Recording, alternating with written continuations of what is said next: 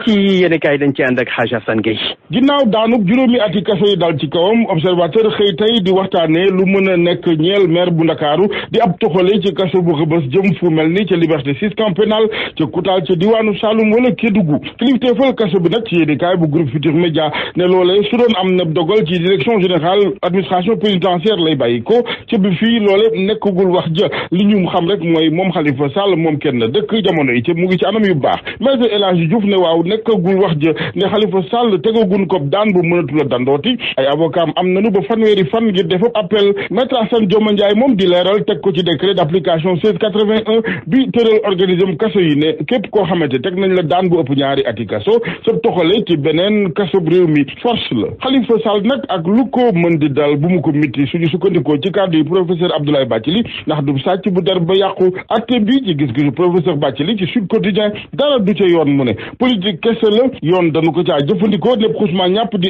instrumentaliser professeur ne président Macky Sall ci boppam xamoon na bu baax ni caisse d'avance bi doxee te mu ne waxoon na ko moom président ne mbir mi di jàpp Khalifa Sall du lu baax ci Sénégal nag pexe yoo mën a gis nguur tëral ko pexe yooyee bëgg-bëggu askanu lëmm di volonté populaire day ñëw falaxe ko professeur Bathily yamu ca ndax ci wàllu parrainage gi jëm ci présidentielle 2019 mu ne dara du ca démocratie maître Mame Adama Gueye di ko feelu ba tey Sud Quotidien moom président Sénégal bu bees ne république bi ci boppam moo ne ci danger professeur Abdoulaye Bathily ci Le Quotidien jenn wax ji la yëkkati atteb Khalifa Sall ci njëlbeen mu ne ba ni mu jeexee lépp politique ko lal vox populi ne professeur Bathily mu ngay yokk nag ci xar mi karaw mu nga naan ci yéenekaay bi Sénégal mu ngi ci situation bu doy waar te mbirum caisse d'avance bi ñëpp xamoon nañ nam daa doxee maire ya fi woon yëpp jaar nañu wax lu di mel te ci ay bés bu njëkk bi ñu jàppee Khalifa Sall moom waxoon na président Sall ne ko mbir mi du lu baax ci nataal ci taaru démocratie Sénégal justice bi ci boppam nag professeur Bathily gis ne bépp métier ci réew mi dafa am bànqaas yu ci fënax yéenekaay bi di réew mi moom gis ne quand ñi farek président Macky Sall seen toogaay jekkul jamono yi ak kàddu yu professeur Bathily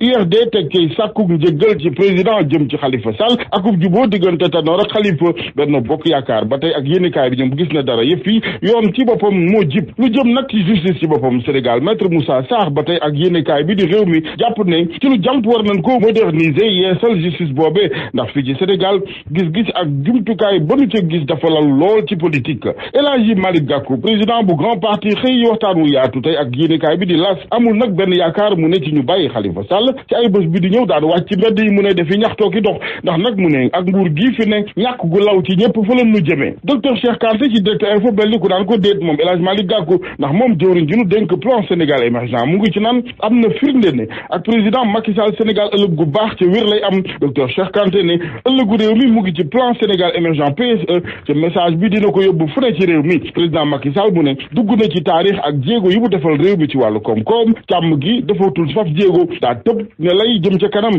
ca sénégalais yi ñi ëpp ci ñoom bëgg nañu ci nu ñuy dundee léegi ñeneen ñu bëgg soxna yi fare diwaanu Louga source a ne ginnaaw ba mu leen baaxee jumtukaay téeméeri million la leen baaxee source a mbéj sax la wax mbéj téeméeri million la leen mbéjee ndaw mbéj bu sedd ka fa jaar Mamour Diallo directeur des domaines responsable politique ca diwaanu Louga Barthélémy Dias mbaadu dellu Rebeuss laaj la bu la cloche xëy tey ji li waral nag laaj bi mooy lanu ko toppee yépp nay tuuba ñàkkee war ma magistrat naka noonu jiitu réew ak it wooteeg fippu la tribune ne tey lanu koy jàllale ci kanamu procureur moom Barthélémy Dias libération ne moom Barthélémy Dias nag ci garde à vue bi ci lu nu fare ci wéw bay la mu wax gendarme yi mooy lanu ko waxal du mooy ki ko wax tekki gi mooy problème bi tekki gi tukkee ci wolof bi jëm ci français gi maanaam ci gàttal du loolee la wax di saaga jëm ci magistrature ëllëg 4 avril feetuk indépendance ci Sénégal la Soleil xëy cëral place bu yaatu nag l'armée bi ci xëtam bu njëkk ne leen gàcce gaalaama yéen l'armée bu Sénégal mu ngi leen wane ñoom takk der yi ñu ne ca maaj ga rang yu jub macha allah pas-pas gi da ko noonu gàddu raaya Sénégal wàllu lamb la ñuy jeexale Gris Bordeaux goy bu Youssou Ndour ba daanu mel ni yaa daan ndax ñaxtu yaag wax jëf fu ne jamono yi Balla Gaye 2 ci les échos moom gisul ca ay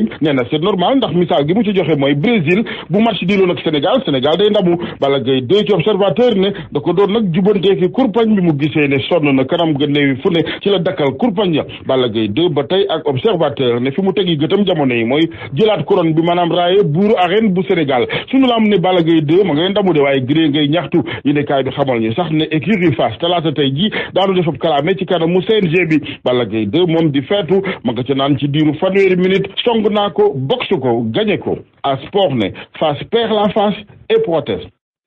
waaw turandoo karo bu baax nu muy mel. soo jëndee karo yu baax da ngay poser